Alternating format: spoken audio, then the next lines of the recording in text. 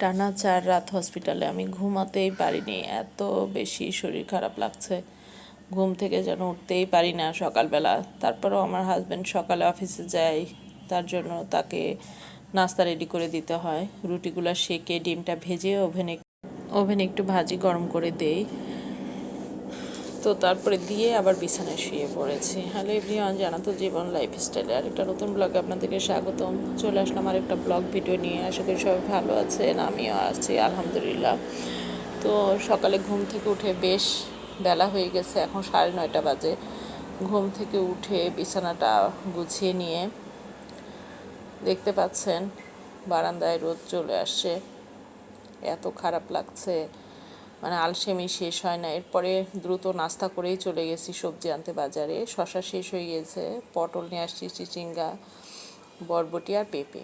তো আমার helping hand এখানে এত সুন্দর করে কুচি কুচি করে বেগুন কেটেছে, লম্বা বেগুনগুলা, আর কাচকি মাছ। মায়ের জন্য এখানে একটু চচ্চড়ি বসাবো। অল্প একটু হলুদের গুঁড়া নিয়ে নিলাম, সেই সাথে 1 চিমটি ধনিয়ার গুঁড়া আর 1/2 চা চামচ জিরার গুঁড়া, স্বাদ মতো লবণ আর পেঁয়াজ। খুব ভালো করে চটকে মেখে নিব। পরিমাণ মতো তেল অ্যাড করে দিলাম। খুব ভালোভাবে মাখাতে হয়। তো যাই হোক, এরপরে বেগুনের সাথে মশলাগুলো সুন্দর করে মেখে নিয়ে লাস্টে মাছের সাথে মেখে নিয়ে চুলায় বসিয়ে দিব। তো এই পর্যায়ে একটু পানি অ্যাড করে দিলাম, দিয়ে চারিপাশটা একটু ভালো মতো। এত টেস্ট হয় এই রকম চচ্চড়ি, কাচকি মাছ দিয়ে করলাম। যাই হোক, এটা চুলায় বসিয়ে দিয়ে আবার পাশে চুলাতেও তরকারি বসাতে হবে।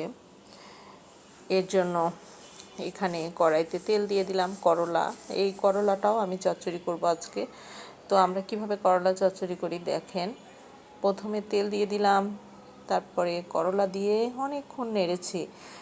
এইটা করলে না এরকম তিতা হয় না। তারপরে অল্প একটু হলুদের গুঁড়া, নামিয়ে অল্প একটু ধনিয়ার গুঁড়া, একটু জিরার গুঁড়া, কাঁচামরিচ, লবণ, এগুলা দিয়ে একটু নাড়াচাড়া করে তারপর পেঁয়াজ অ্যাড করে, এরপরে আবার নাড়াচাড়া করে কিছু চিংড়ি মাছ অ্যাড করে দিলাম। আজকে আমি নিয়ে আসলাম, ঘরে কোনো ছোট চিংড়ি ছিল না, তো একটু চিংড়ি নিয়ে আসছি।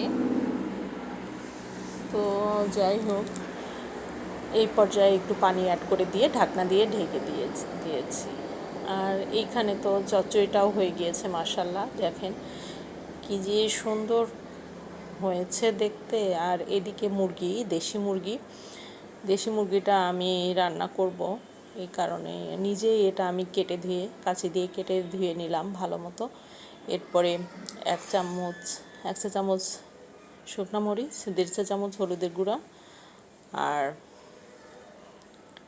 1/2 চামচেরও কম ধনিয়ার গুঁড়া দিয়ে, আর স্বাদ মতো লবণ দিলাম।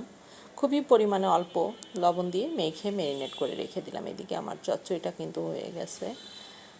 আর এখানে করলা চচ্চড়ি চিংড়ি দিয়ে এত ইয়াম্মি হয়, কোনো তিতা থাকে না, কী যে মজা। তবে হ্যাঁ, পেঁয়াজটা বেশি দিতে হয়। তো আমি একটু লবণটা টেস্ট করে দেখলাম, মাশাআল্লাহ। চিংড়ি দিলে তো এমনি টেস্ট লাগে। তো এরপরে 4টা ডিম সিদ্ধ করে নিয়ে একটু ভেজে নিব। ভাবছি যে মুরগির সাথে আজকে ডিম দিয়ে রান্না করব। আমাদের বাড়িতে এভাবে প্রায় রান্না করতেন দাদি, মানে আমি ছোটোবেলায় দেখেছি, আর মাও মাঝে মাঝে করতেন। এরপরে এখানে সব মশলাগুলো নিয়েছি, ছোটো এলাচ, বড় এলাচ, গোলমরিচ, জিরা, তেজপাতা, এলাচ, দারুচিনি, লবঙ্গ, সব কিছু 20-30 সেকেন্ডের মতো একটু ভালো মতো ভেজে নিয়ে এরপরে পেঁয়াজ অ্যাড করে দিলাম 2 মুঠো পরিমাণ পেঁয়াজ অ্যাড করে পেঁয়াজটা একটু ভালো মতো ভেজে নিচ্ছি। এই পর্যায়ে যখন হালকা হালকা ব্রাউন হয়ে আসছে, 1 চা চামচ আদা বাটা, 1 চা চামচ রসুন বাটা অ্যাড করে দিলাম। এরপরে এই যে বাটা জিরা, এটা কিন্তু রান্নার টেস্ট বহুগুণে বাড়িয়ে দেয়। তো বাটা জিরাটা অ্যাড করে খুব ভালো মতো মশলাটা একটু ভেজে নিব। আর ভাজা শেষ, এই পর্যায়ে ম্যারিনেট করে রাখা মাংসগুলা অ্যাড করে দেব। তো তো আমি কয়েকটা আলু, আমি 2টা আলু কেটে নিয়েছি, বড় আলু তো কয়েকটা খণ্ড করেছি এই জন্য। আর আমার আন্দাজ থাকে না, এই কড়াইটাতে না আমি রান্না করি না বলতে গেলে, সব সময় এই ছোট কড়াইটা দিয়ে রান্না করা হয় বেশি। তো বড় এই সব কড়াইগুলা দিয়ে রান্না খুবই কম করি। ওই যে ফ্রাইড রাইস টাইস যখন রান্না করি তখন দরকার হয়, একটু রোস্ট টোস্ট করতে গেলে লাগে এই জন্য। তো ভাবলাম যে এটা নামিয়ে নেই, এই কড়াইটাতে এখন আমি মুরগিটা দিয়ে দিলাম। যেহেতু বেশি হয়েছে, ঝোল করব, আলুটাতে ঝোল টেনে নেবে, এই জন্য একটু বেশি ঝোল দিয়েছি। তো যাই হোক, এই পর্যায়ে বলক আসছে, এখন আমি লবণটা অ্যাড করে দিলাম যাতে সুন্দর মতো আর কি টেস্ট আসে। দেখেন মাশাল্লাহ, আমি একটু ঝাল ঝাল, অবশ্য আমাদের এই মরিচের কালারটা কিন্তু খুবই ভালো, ভাঙ্গানো মরিচ মেশিনে।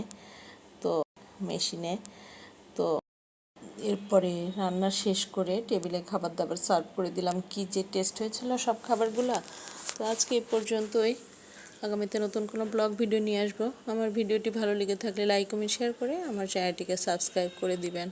Till then, stay fine, be happy and stay জানাতো জীবন লাইফস্টাইল। বাই।